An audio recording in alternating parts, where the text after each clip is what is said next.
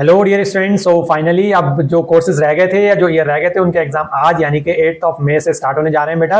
तो आप सभी को भी बेटा पूरी एड्यूदम फैमिली की तरफ से best wishes, best of luck बेटा आपको आपके एग्जाम्स के लिए। आज अगर मैं बात करूं बीटेक फर्स्ट ईयर की, तो बीटेक फर्स्ट ईयर में इंजीनियरिंग मैथमेटिक्स जो कि बहुत इंपॉर्टेंट सब्जेक्ट होता है, उसका एग्जाम है इंजीनियरिंग मैथमेटिक्स सेकंड का। उसमें बेटा मैं आपको एक सजेशन देना चाहूंगा, बस आप ये ध्यान रखिएगा, जैसे मैंने लास्ट वीडियो में बताया था कि एक तो सबसे पहले आप वही क्वेश्चन अटेम्प्ट कीजिएगा जो आपको सबसे अच्छे से आता है, ठीक है, उसी सीक्वेंस में कीजिएगा। जरूरी नहीं होता कि आपको सेक्शन ए का पहले करना है, सेक्शन बी का बाद में, सेक्शन सी के बाद में, नहीं, ऐसा कुछ नहीं है। जो आपको क्वेश्चंस आते हैं अच्छे से सबसे पहले आप अकॉर्डिंगली अटेम्प्ट कीजिएगा। देन बेटा एक चीज और ध्यान रखिएगा, मैथमेटिक्स या ऐसा कोई भी पेपर जिसमें न्यूमेरिकल क्वेश्चंस हो या न्यूमेरिकल पेपर जो भी हैं, सारे के सारे सब्जेक्ट्स में स्टेप मार्किंग होती है। इस चीज का ध्यान रखिएगा। अगर आपको ऐसा लगता है कि कहीं आपने स्टार्टिंग में सही किया, लास्ट में गलत हो गया, तो कहीं आपका पूरा क्वेश्चन कट जाएगा, ऐसा जरूरी नहीं होता बेटा। स्टेप मार्किंग 99% जो इवैल्यूएटर होते हैं वो स्टेप मार्किंग ही करते हैं, ठीक है।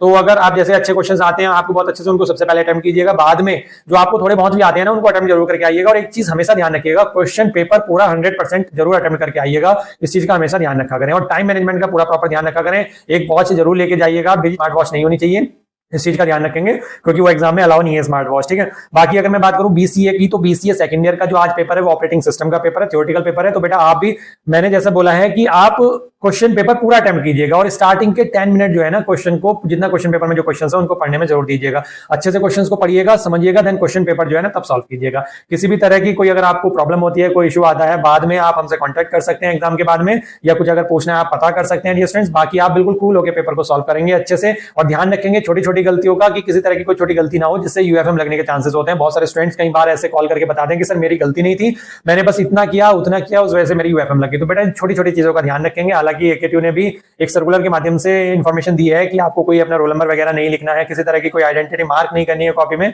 ध्यान रखेंगे इन छोटी छोटी चीजों का, ठीक है बेटा। तो अगेन आप सभी को आपके एग्जाम के लिए बेस्ट ऑफ लक। मिलता हूं नेक्स्ट वीडियो में, तब तक के लिए थैंक यू।